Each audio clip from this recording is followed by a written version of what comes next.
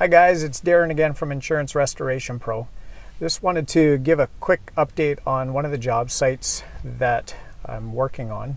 It's a house fire. It was soot. It wasn't a protein fire, which is a little bit easier to track down. Protein is a little bit tougher because it's clear and it goes into a couple different areas, and it's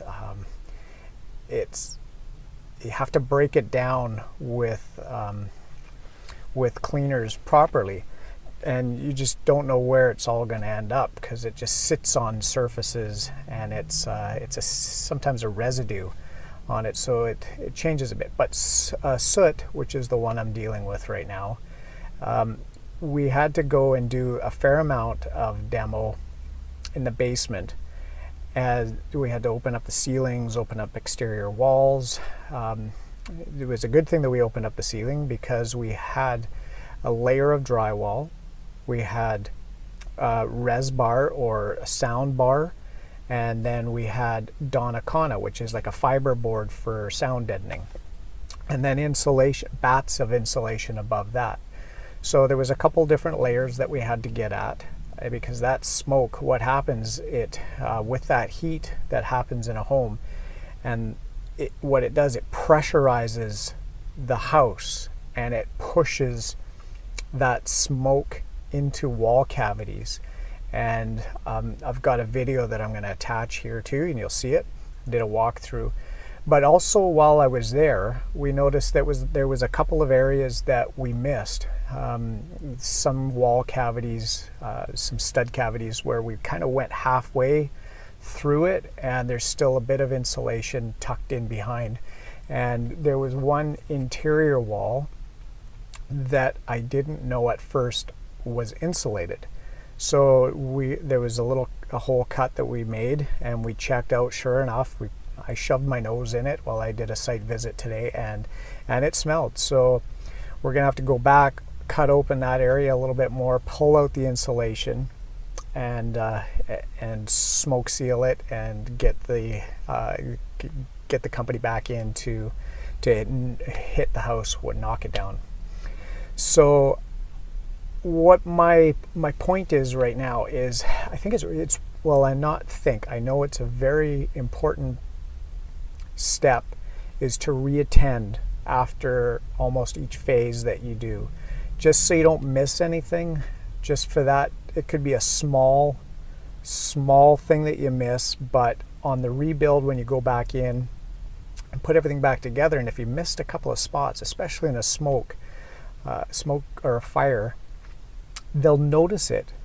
Sorry, I'm sweating like crazy in here. They'll notice that. So you want to make sure you get access to all those different areas, and sometimes it means doing another site visit. Go back to the site and double check all those areas, and because you never know, you just might miss a couple things, and it's not intentional. It's just something that you just have to keep on going to all these different spots and keep going until you get all the affected material out. So that's a bit of a tip today, is just do a couple more site visits and check, especially on smoke damaged or firehouses. They're a little bit more intricate, a little bit more hands-on, but very rewarding if you can take care of it and handle it. That's my little bit for today. Have a great day, guys, and we'll see you on the next one. Also, make sure you subscribe so you get notified on the next video. Thanks, guys. Talk to you later. Bye. All right, I'm back on site from the fire job that we had recently, and we've had the engineer show up, told us what we needed to do. We put in some new floor joists. We had to redo some wiring, junction boxes.